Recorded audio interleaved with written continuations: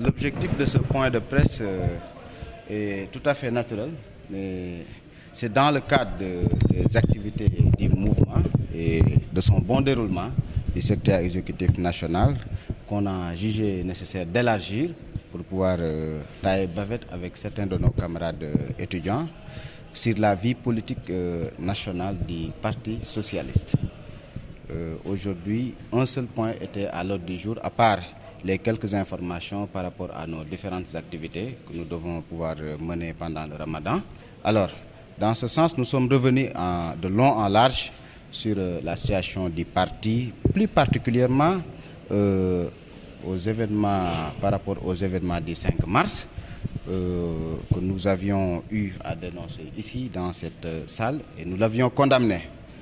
Malheureusement, nous avions pensé que les gens étaient aussi responsables que nous pour pouvoir s'élever à ce niveau et le condamner à leur niveau et même identifier des camarades ou des nervis, parce que des nervis ont été indexés et que, en réalité, quelques gens même du parti, bonne volonté, qui aspirent à diriger ce pays ou bien qui aspirent à diriger le parti, allaient prendre le bâton de pèlerin, mais traquer des militants ou de soi-disant jeunes qui, en réalité, pourraient prendre des pierres et les jeter aux responsables de notre parti, qui se réunissaient en salle du bureau politique. Et le bureau politique, n'importe qui n'en fait pas partie. Aujourd'hui, quoi que l'on puisse être le plus grand mouvement de ce parti, nous avons un seul membre du bureau politique en tant que mouvement des élèves étudiants socialistes, ici, au niveau du BP. Donc, non, au-delà de ça, j'en viendrai, lui. S'il fait une sortie, c'est sa sortie personnelle, mais en tout cas, le mouvement des élèves étudiants socialistes a été la première victime de cette journée du 5 mars. Celui-là qui est près de moi a été victime d'une agression brutale, très sauvage, par des nervis qui faisaient au minimum 100 kilos et 2 mètres et quelques. Birama Sen, qui est notre chargé des élections, lui aussi a subi les mêmes foudres. Il a été poignardé à la main. Et c'est avec une main tout à fait cousue qu'on a battu campagne, lui avec sa cheville déchirée, qu'on a battu campagne. Et heureusement, nous avons gagné parce que c'est toujours comme ça. L'injuste, Dieu ne l'accompagne pas et ne l'aide pas. Ce qu'on peut attendre est qu'il y a des responsables qui se sont levés pour dire que c'est le parti qui convoque des gens à la DIC. Ça, ce n'est pas vrai. Aujourd'hui, le parti n'a pas de police interne, le parti n'a pas de gendarmerie interne. Et tout le monde s'était levé pour indexer des responsables, membres de notre bureau politique, ce jour-là, pour dire qu'on devait, on devait les sachets du parti. Et le secrétaire général avait dit à tous ceux qui voulaient l'entendre qu'il n'y avait pas place à la passion ni au sentimentalisme et qu'il faudrait simplement intenter une action publique. Chose que nous avons faite, nous, Parti socialiste, parce que ce qui est là est un patrimoine. Et Ousmane Tanor Dieng, en tant que secrétaire général du parti et première institution de ce parti, mais bien sûr, doit écrire une plainte contre X. Et que ce X-là est une liste de personnes. Et lui-même, pour les besoins de cette enquête, il a été la première personne à qui la direction des investigations criminelles a convoqué. Après lui, il y a eu tant d'autres responsables et il paraît même que la présidente nationale des jeunesses féminines, le secrétaire général des jeunes, Aline Ndoye et quelques autres camarades, et la liste est exhaustive. Maintenant, nous, ce qu'on a remarqué est que dans ce parti-là, il y a maintenant des gens qui se prennent pour des intouchables. En tout cas, parce que pour les besoins d'une enquête, si le secrétaire général du parti lui-même va répondre à une convocation de la justice et de la police, mais je pense que c'est tout à fait normal que toute autre personne qui est concernée par les besoins de l'enquête puisse aller le faire. Maintenant, qui a été appelé de notre côté, c'est des chauffeurs, c'est des trucs. Un chauffeur, il reste dans sa voiture et il conduit pour son patron. Lui, il ne peut pas faire l'enquête à la place de la police ni à la place de la gendarmerie. Il n'a qu'à faire comme tous les responsables, jusqu'au premier responsable du parti.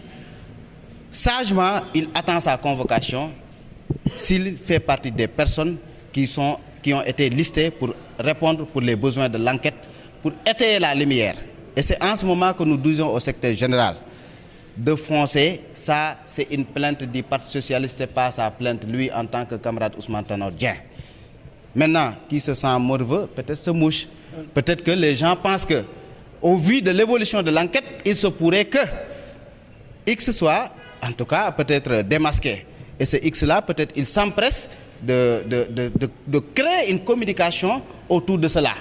Les étudiants ne le répondront même pas. On n'a que du mépris pour Bamba Fall. Mais pour c'est notre responsable du parti quand même, Bamba Fall. Bon oui, un responsable du parti, tout comme nous d'ailleurs. Tout comme nous d'ailleurs. C'est un responsable du parti comme nous le sommes.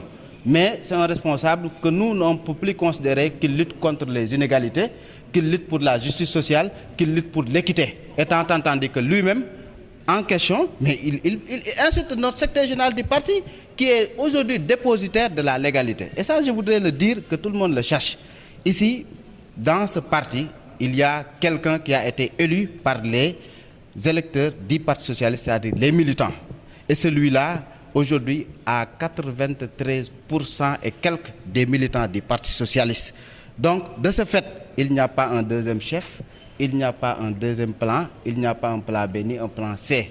Il n'y a qu'Ousmane Tanor Dieng aujourd'hui qui est dépositaire de la confiance des militants du Parti socialiste. Maintenant, on ne peut pas empêcher à 2, 3, 4 personnes d'appeler la presse, de se prononcer sur un certain nombre de choses. Mais en tout cas, nous, les étudiants et les socialistes, nous disons à Ousmane Tanor Dieng que si lui, il prend la responsabilité, en tout cas, de retirer la plainte, comme nous avons été les premières victimes ce jour du bureau politique, mais en réalité, le mouvement des élèves étudiants socialistes engagera sa propre plainte pour que la lumière soit faite et que tous ces grands responsables du parti où leur vie a été menacée le jour du 5, mais en réalité puissent retrouver justice, puissent savoir quelle est cette personne ou bien quelles sont ces personnes qui se sont levées contre le Parti socialiste pour, mais bien sûr, en avoir ou bien en intenter même à la vie de notre secrétaire général et aux autres responsables. Parce que moi, rien ne me dit que celui qui a appelé au téléphone à mon camarade Landing BI pour le mettre dans cette foule de 25 nervis entre autres, mais il n'en voulait pas à sa vie, ou bien il voulait assassiner en tout cas une personne ce 5 mars-là et donner une image au Parti socialiste que nous n'avons jamais eu. En tout cas, on peut avoir des meetings où les gens s'entretuent, mais on ne peut pas avoir un bureau politique, en tout cas, où les gens s'entretuent. Mais ça, c'est une mauvaise presse. Mais si vous dites tout à l'heure que dans le parti, il y en a qui se considèrent comme des intouchables, vous faites allusion à qui également? À ceux-là qui pensent qu'ils doivent diriger les enquêtes de la police. À ceux-là qui pensent que quand on convoque quelqu'un, c'est pour le condamner. À ceux-là qui pensent que dans ce parti, en tout cas, moi, je ne cite personne, à ceux-là qui pensent que, mais en réalité, quand le parti ne sort pas de Benno Bokk Yakaar, on joue contre leur intérêt. On ne gère pas ici, en tout cas, nous, en tant que mouvement élèves étudiants, nous sommes des héritiers de ce parti. Ici, derrière moi, figurent des futurs responsables du Parti socialiste, les futures présidentes de femmes du Parti socialiste, le futur secrétaire général du Parti socialiste. Nous avons besoin d'avoir un parti où la démocratie, la loi de la majorité règne et la protection de la minorité règne. Un parti uni, solidaire, cohérent dans sa démarche, capable de régler les problèmes des Sénégalais.